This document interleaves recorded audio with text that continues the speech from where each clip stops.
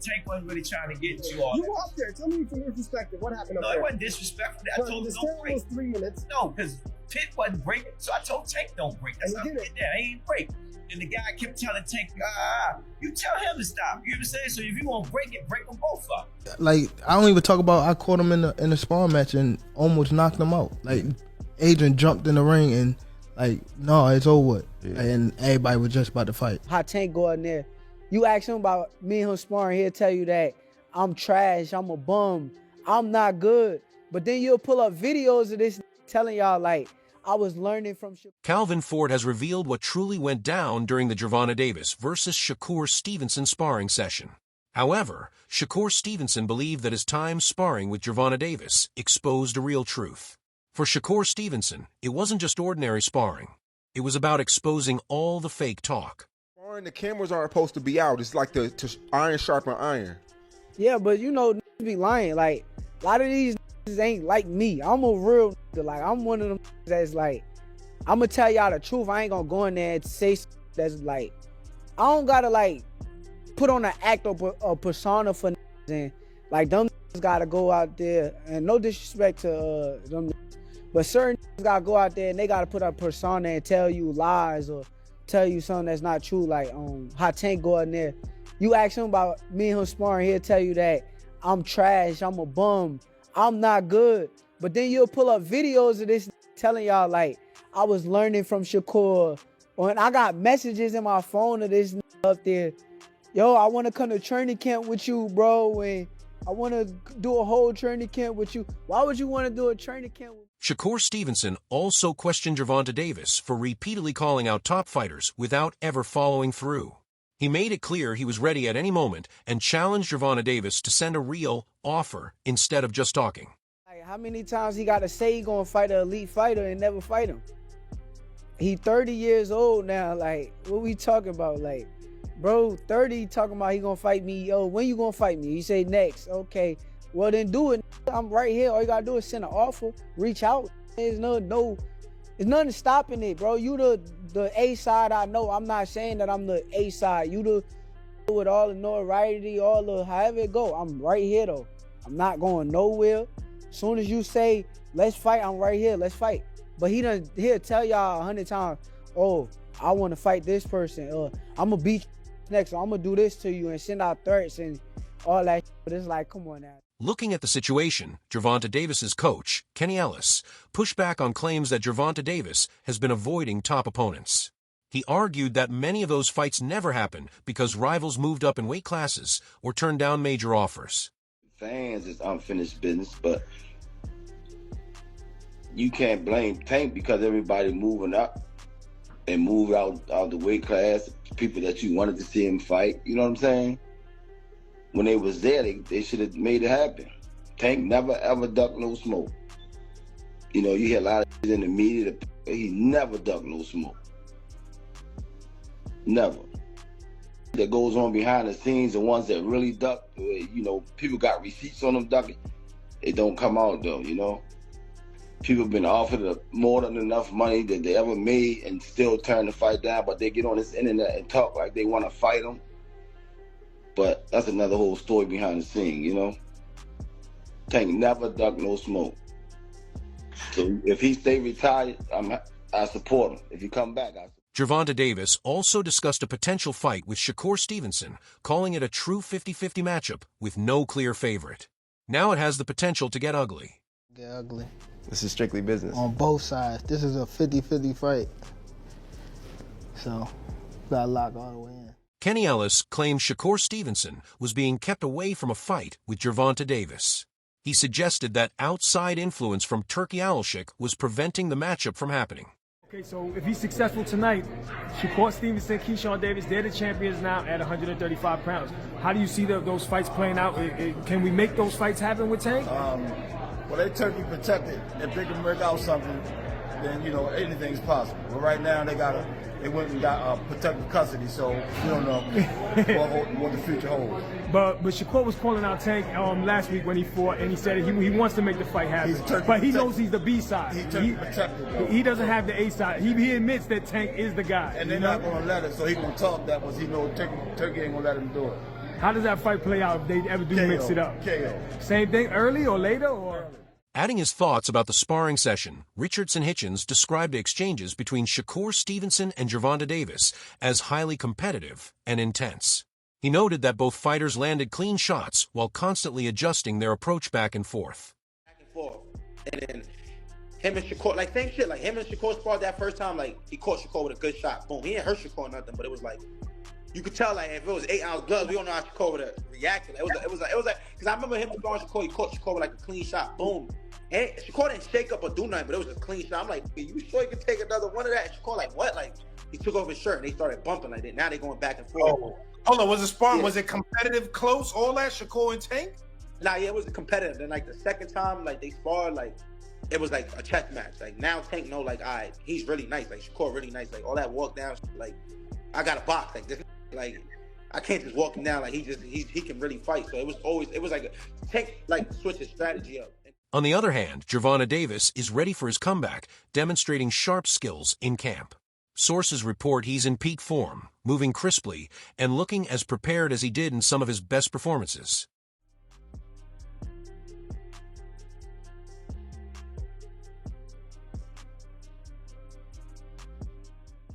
Terrence Crawford praised Shakur Stevenson for his sharp focus and strong work ethic. He highlighted Stevenson's talent and mindset as clear signs of future success at the highest level. Everybody want to see that. That's the 50-50, I think, you know what I'm saying? I've been saying 50-50. I told both of them that. That's a toss-up to me. No bias. Don't just say that because it's your man. Who you got winning that? I got Shakur. Are you saying that because that's your man and you don't like Tank? No. Hey, like I said, I respect Tank. Like, boxing, he's one of the ones. Yeah. We're gonna take his personality and personal things out of it. But boxing, he's definitely talented. Yeah. You know what I mean? And he's definitely got that it. And yeah, he's definitely respected in boxing. But Shakur is a different fighter. Terrence Crawford rated Shakur Stevenson as operating on a completely different level and dismissed criticism about his style and power. He added that Gervonta Davis would not be able to find the same openings he usually gets against other opponents. You know, people may call him boring. People may say he can't punch. But they say the same thing about Floyd. Because they defensive fighters. Yeah. Tank is not going to be able to hit Shakur like he hit everybody else. And he know that. He knows that. That's why he's like, he's boring. He's this, he's that. He's trying to diminish everything that Shakur have done. So in his assessment, Teddy Atlas sees Gervonta Davis as one of the rare fighters capable of troubling Shakur Stevenson. He highlights Stevenson's speed, movement, and precision as major strengths, but argues Davis has the tools to counter them. Atlas frames it as more than just a matchup, calling it a true test of Stevenson's style. Because Stevenson is that difficult, because of his style, because of his abilities, because of his eyes, because of his, his legs, and his hand speed, the way that he controls range. Tank Davis is the only guy that I can see that could possibly decipher that style and beat Shakur Stevenson. Oscar de la Hoya is fully convinced that Gervonta Davis can break down Shakur Stevenson. He believes Gervonta Davis's relentless pressure and knockout power are the main weapons to break Shakur Stevenson's cautious movement. He also stated that both fighters come with very different styles. Gervonta can catch up with his... Yeah, Gervonta can catch up with Shakur? Nah, yeah, man. For real. No. It's crazy, dude. But Tank got catching up with him at all, man. But Tank got good feet. He got good feet and good balance. I watch him when he's at his best. He drop down low and be moving. He got good feet and good balance. I'm not gonna let y'all do that. He got He got good feet and good balance. Get to him more. And he uses distance very well. He uses distance well. Y'all like that fight? Yeah. We just gotta see. That's the mega fight right there, though. Mega fight. They need to keep building that. They can make the most money that ever been made. Similarly, Zab Judah praised Gervonta Davis for his sharp footwork and balance, noting that he appears controlled and confident at his best. He added that Davis is able to manage distance and tempo effectively, which makes his punching power even more dangerous overall in his assessment of him as well. Be selective, but then say Shakur Stevenson ain't do nothing. That's what I'm just speaking as just a fan. You know what I mean? Like Shakur, a three-time, 3-divisional world champion, unified world champion. So, he's done something, you know what I mean? And he's done something enough to where if people are bringing him up to you, it's obviously because people want to see the fight. It's not like they bringing up, a nobody. It's like, or somebody coming up in the rankings. And it's like, what have they done? But it's like, this is somebody who, y'all in the same weight class. Y'all both hold, one of the major 4 world titles in the sanctioning. Meanwhile, Jamal Herring considers Shakur Stevenson to already be on par with Gervonta Davis in terms of overall standing in boxing. He points to Stevenson's consistent performances, skill set, and growing resume against strong opponents as proof that he has earned a place among the sport's elite names, not just as a prospect, but as a proven contender at the highest level. You have been on the record saying that Shakur Stevenson beats Tank. This is like for years. It's like the last 4 or 5 years. Right. Did that fight against Lamont Roach kind of cement that in your mind? Like, nah, like, did you see anything? You're like, yo, Shakur definitely, like, without a doubt, beats him. Yeah, because Shakur, Lamont is a good fighter, but he's not. Shakur's a better boxer. Shakur's a better boxer. And again, like I was just saying about Tank giving away rounds. You can't give away 2 and 3 rounds to Shakur because you're not going to get them rounds. Reggie Lloyd also warned Gervonta Davis not to underestimate Shakur Stevenson, stating Stevenson is at a much higher skill level than Lamont Rhodes Jr. He emphasized that if Davis starts slowly or loses early rounds, Stevenson could quickly seize control of the fight's rhythm and place him under heavy pressure overall. Who apparently has some news updates for us. Let's get right into Cop's Corner. What's the latest on Shakur Stevenson, Mike? Max, I am told that there are some preliminary discussions to match Shakur Stevenson against Devin Haney, which is what I think is one of the biggest fights you can make in American boxing, no question. 2 guys on the pound-for-pound list, Shakur number 3, Haney number 8. 2 great jabs, both have great defenses. I'm told the hang-up right now is the weight. Shakur Stevenson was vocal, right? With Ryan Garcia, he wanted it at 144 catch weight with a 10-pound rehydration clause. He was public about it. I'm told that's the same case here, and that is a sticking point. So we'll see if it gets made. On the other hand, Mike Coppinger reported that talks are underway for a major fight between Shakur Stevenson and Devin Haney. He described the matchup as one of the biggest possible fights in boxing right now, with negotiations actively progressing.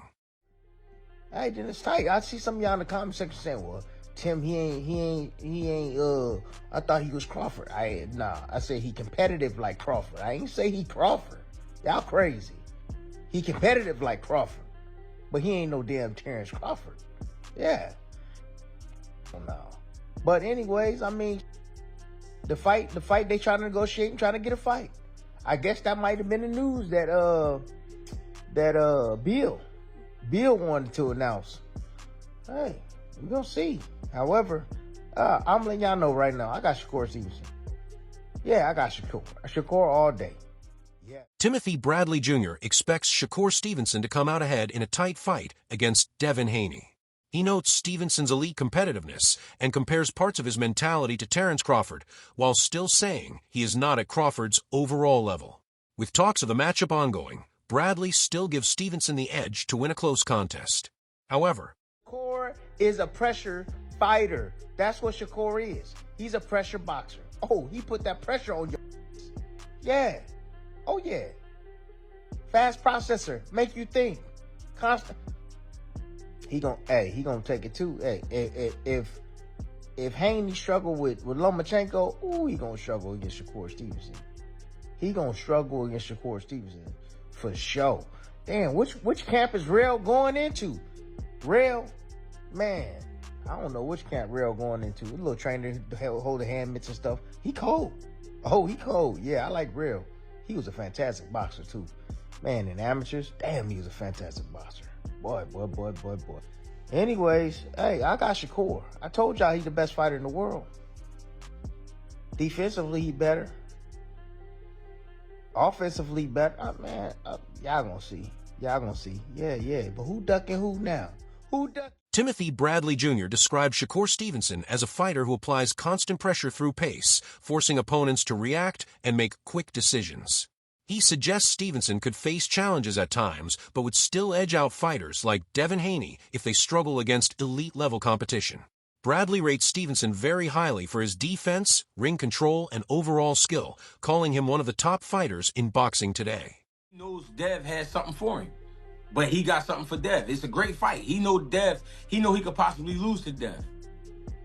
There's things that Dev understand about boxing that Shakur understand, and he wouldn't be able to just take full advantage of Devin Haney. You know what I mean? They both got an education. That's what I'm saying. This comes down to education. That's why Floyd and them used to yell, skills pay the bills. Skills pay the bills. You know what I'm saying? You got to really be in the gym working on your skills package. A lot of these dudes ain't working like they think they working. You know what I'm saying? They in the gym, they sweating. You know what I mean? They're working hard, but the information that's being transferred to them is bullshit information, and it's showing in the fights. But who am I? Armsy, think of the 5-piece. Why everybody want to see Shakur and Devin when Keyshawn called him out? All of those is great fights. I want to see them all. I don't give. Meanwhile, Greg Hackett argues that Shakur Stevenson is avoiding a fight with Devin Haney because Haney shares many of his strongest traits. He points to Haney's speed, discipline, defense, and ring IQ, saying it would turn into a very technical 12-round battle. Hackett feels Stevenson tends to avoid opponents who can match him in those key areas. They have some words, but Shakur Stevenson said, I want to put that same rehydration clause you put on Chris Eubank. Tell me, what did you get out of that moment in the ring? Well, I heard on the press conference where I think it was his manager said that, that was a clown move, but I think Shakur invited that, I don't even know if I would have said all that about Conor being right then, but I think he really wants that fight. He really wants the money for the fight. He been saying that, and now he came through victorious. I think he really wants that money for that fight. He wants. Bernard Bernie the boxer. Hopkins evaluates a potential matchup between Shakur Stevenson and Devin Haney by focusing on Stevenson's proven career record. He points to his achievements across multiple weight classes, including lineal and ring magazine titles, as evidence of sustained elite-level performance. He adds that Stevenson's experience and adaptability would create major stylistic problems for any opponent. Legacy fights, accomplishments, because now Shakur is a 4-weight world champion. Devin is a 3-weight world champion. Devin was undisputed, but now Shakur is a 2-time lineal champion. So he's a 2-time ring magazine winner. 2-time unified champion. If you want to add the ring, as far as with the WBO, he was unified at 130. So he's a 2-time unified champion, 2-time lineal champion. Beat a guy like Teofimo Lopez, who rises to the occasion. Had a close fight with George Kambosos. You can make a claim that he was fighting out of frustration or out of emotion, and that was it. He was in his prime too, Josh Taylor seemed to be drained at 140, not taken away from Devin, but he was already moving up. Bernard Bernie the boxer. Hopkins points to Devin Haney as a highly disciplined and technical fighter known for his speed, precision, and control in the ring. He feels these strengths make Haney a serious threat even against top-level opposition. He also describes a potential fight with Shakur Stevenson as a career-shaping matchup that could strongly impact both fighters' legacies. So it's like maybe something that Devin can definitely go out up there with ease, only need to deal with the size, but he's probably going to have the speed advantage because he's a smaller guy coming up. So, I mean, you tell me, do you feel like that's going to be harder than the Lomachenko fight? No. I think Loma probably be his hardest top 2 or 3 fights in his whole career to eat. I could predict that even going to the end, to say if Devin fight 8, 9, 10 more years, that'd be one of his top 2 or 3 hardest fights because the age that he fought him. Loma was at his very peak. He was at his peak. He was older. He was right there at his top peak. They were saying Mickey Bay also breaks down this possible clash by focusing on how each fighter would actually deal with pressure inside the ring. He points out that Devin Haney's size, composure, and ability to stay calm in big moments could help him adjust even if Shakur Stevenson starts fast. At the same time, he notes Stevenson's quick movement could create early problems, but questions whether that alone would be enough to control the fight against a stronger, steadier opponent. Fight already, Devin Haney, which is longer, stronger, and faster than Shakur. So Shakur's better defensively, but he's never faced a guy as fast and with timing like myself. Would you say that's probably the hardest fight for you right now? No, it wouldn't be a hard fight. It would just be a thinking fight. And the thing is, you could think all you want. When punches are coming at you too quick, your brain can't react. I don't give a what you got going on. Your brain, you just get hit. On the other hand, Ryan Garcia doubts that a fight between Shakur Stevenson and Devin Haney will actually happen, saying it feels more like talk than reality. Ryan Garcia said, "There's no way that Devin is going to fight Shakur, or vice versa. I'd bet whatever on that." He suggested the fight feels more like talk than serious intent, while also admitting he would accept being proven wrong if it eventually happens. Ryan added, "If they fight, I'll simply say I'm wrong. I'm not hating, but I know none of them have it in them to run that." Shakur, he said none of y'all want to look at him. Oh my God, bro. I'm just telling you what he told me. Right here on Say Cheese. Oh my God. He said pit bull. Say no, bro. You are stupid, bro. Everybody wants to see you, but you don't bring no money to the table. So why would anybody want to see you? You're not like that, bro. We watch all your fights. You run and you run and you run and you run. You almost lost to Edwin De Los Santos. You didn't even throw one punch. Timmy Bradley is sucking your dick every time he gets a chance, bro. You are a bum, bro. You're Shakur Twitterson, bro. You're nothing, bro. You're just a guy that's boxing. Bro, he's not that good, bro. He's good, but he ain't great. He can't put up the board. That's great. I respect it, but I'm saying at the end of the day, bro, he's good, but he ain't great. Great could do offense and defense. You can't just do defense. Like Mayweather didn't just do defense, he did offense and defense. You only do defense and somehow you still win. Ryan Garcia himself is interested in a fight with Shakur Stevenson and describes it as a mega showdown. He respects Stevenson's defensive ability, but insists his own speed and timing would determine the result. Garcia also adds that consistent pressure is enough to break even the most solid fight plans in a fight. Garcia. Not beating me either. Taller. Not beating me either. Faster. Not beating me More either. power.